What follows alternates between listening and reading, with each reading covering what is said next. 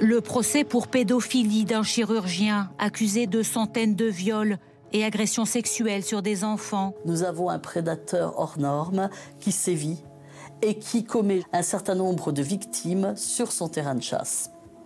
Il n'a pas tiré dessus, mais il l'a tué. Il y a eu un omerta phénoménal là-dessus.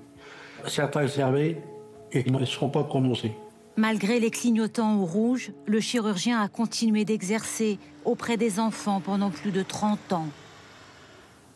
Amélie, 43 ans, a une image très précise de ce qui s'est passé ce jour-là. C'était le 27 janvier 1991. Elle a 9 ans quand le docteur Le Squarnec l'opère de l'appendicite, ici à Loches. J'ai subi une agression et un viol en salle de réveil, dont je me suis souvenue en 2019. 2019, quand l'histoire de Joël Le Squarnec et ses carnets noirs sont révélés après une première plainte pour viol.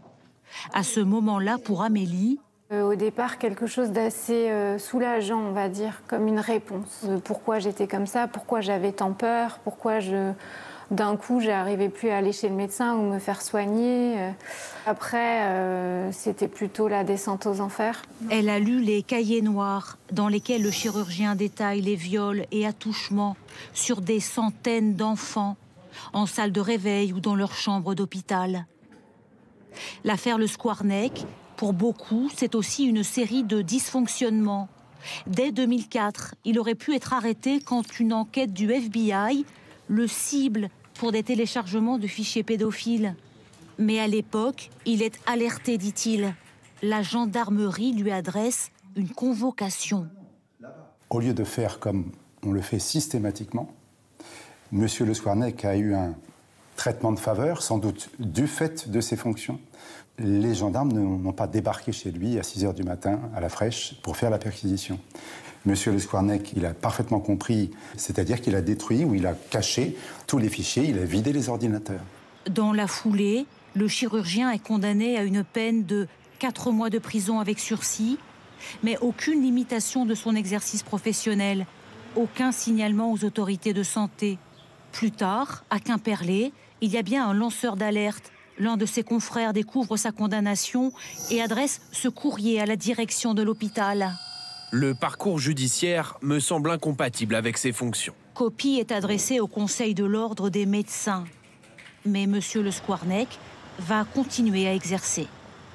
Plus tard, quand il postule à l'hôpital de Pontivy, cet ancien directeur nous confie avoir refusé de l'embaucher. Presque sous le ton de la confidence de la part de l'ARH de l'époque, j'ai reçu l'information selon laquelle il avait été condamné pour consultation de fichiers pédopornographiques. Et donc j'ai mis fin immédiatement à toute relation avec ce praticien. Mais Joël Le Squarnec va réussir à se faire embaucher à l'hôpital de Jonzac.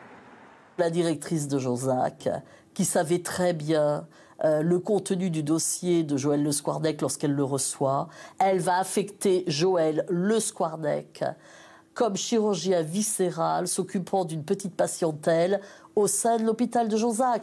Et cela va durer près de 10 ans encore. Les conséquences de ces actes pédophiles sont à mesurer avec les paroles des grands-parents de Mathis. Alors ça, c'est Mathis. Avant qu'il ne soit examiné par Joël Le Squarnec en 2007 à Quimperlé. Et ça, c'est Mathis à la fin, juste avant qu'il nous quitte. Ses grands-parents décrivent un adolescent qui allait de plus en plus mal, tombé dans la drogue pour tenter d'aller mieux, disent-ils. Il ne dormait plus. En 2019, la gendarmerie l'a informé de son nom sur les carnets. Le ciel lui est tombé sur la tête parce qu'il s'est retrouvé tout seul face à ce qu'on venait de lui apprendre. Et ça, c'est terrible.